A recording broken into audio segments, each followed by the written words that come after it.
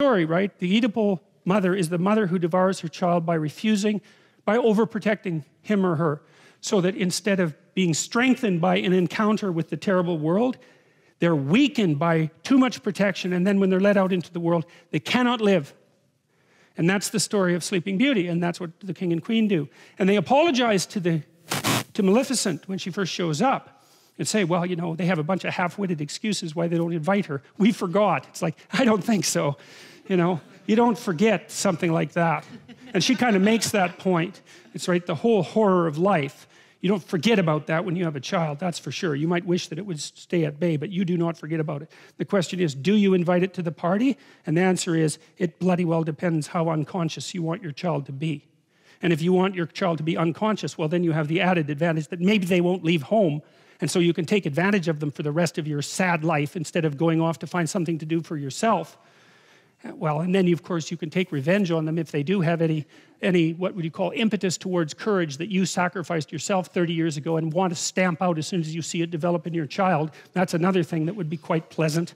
And so that's what happens in Sleeping Beauty. Yeah, well, none of this is pleasant, and nothing that happens in that story is pleasant.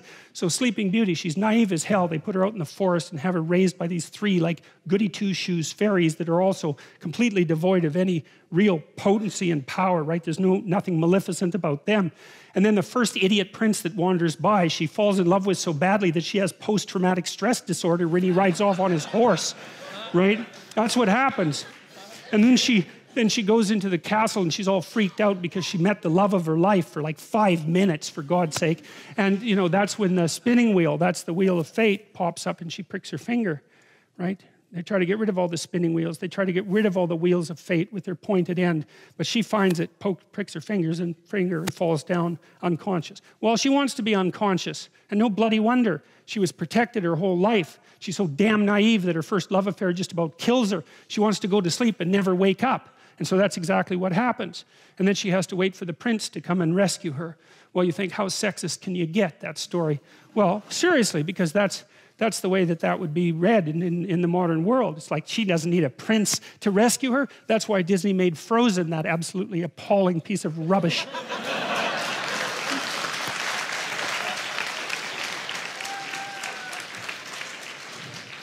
So, you know, you can say, well, the princess doesn't need a prince to rescue her, but you know, that's a boneheaded way of looking at the story, because the prince isn't just a man who's coming to rescue the woman. And believe me, he's got his own problems, right? He's got a whole goddamn dragon he has to contend with. But the prince also represents the woman's own consciousness. The consciousness is presented very frequently in stories as symbolically masculine, as it is with the logos idea. And the idea is that without that forward-going, courageous consciousness, a woman herself will drift into unconsciousness and terror. And so you can read it as, well, the woman who's sleeping needs a man to wake her up. And of course, just like a man needs a woman to wake him up, it's the same damn thing. That's the dragon fight in Sleeping Beauty. But it's also the case that if she's only unconscious, all she can do is lay there and sleep, like the sleep of the naive and damned. She has to wake herself up and bring her own consciousness, her own masculine consciousness into the forefront so that she can survive in the world. And of course, women are trying to do that like mad, but that's partly what's represented in the story like that.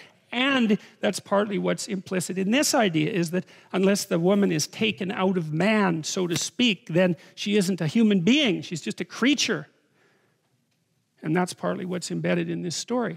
So you don't want to read it as a patriarchal, you don't want to read anything that way. It's so, really, yeah, I won't bother with that, but really we can do better than that, man. Therefore shall a man leave his father and his mother and shall cleave unto his wife, and they shall be one flesh. It's like, yeah. The other thing about marriage, this is really worth knowing too, is that I learned this in part from reading Jung. It's like, what do you do when you get married? That's easy. You take someone who's just as useless and horrible as you are, and then you shackle yourself to them. And then you say, we're not running away, no matter what happens. Yeah, well, that's perfect, because then you don't get to run away. And the thing is like, if you can run away, you can't tell each other the truth. Because if you tell someone the truth about you and they don't run away, they weren't listening. And so if you don't have someone around that can't run away, then you can't tell them the truth.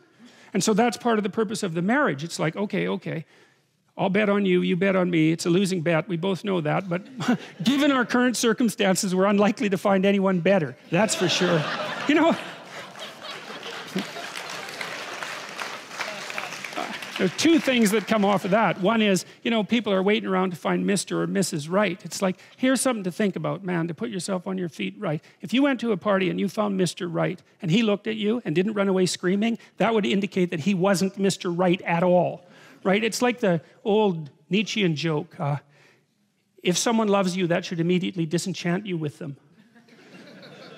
Right, right, or it's the Woody Allen joke, I never belonged to a club that would take me as a member. So that's a very interesting thing to think about. And so you're going to shackle yourself to someone who's just as imperfect as you are.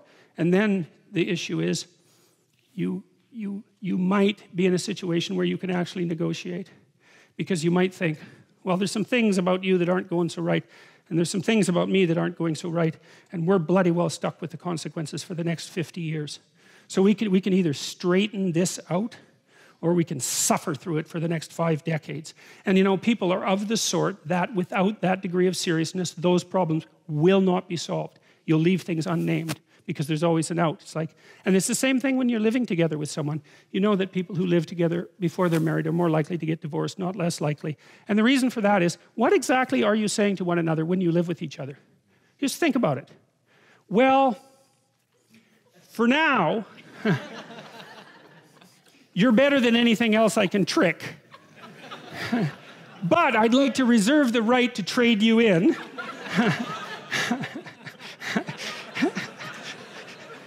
Conveniently, if someone better happens to stumble into me.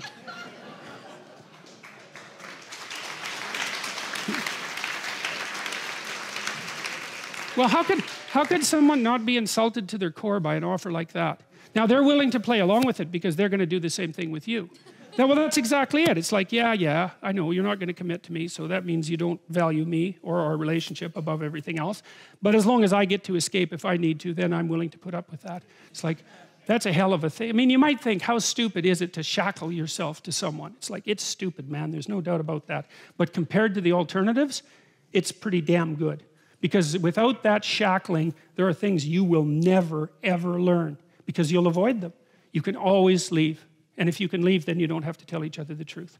It's as simple as that, because you can just leave. And then you don't have anyone you can tell the truth to.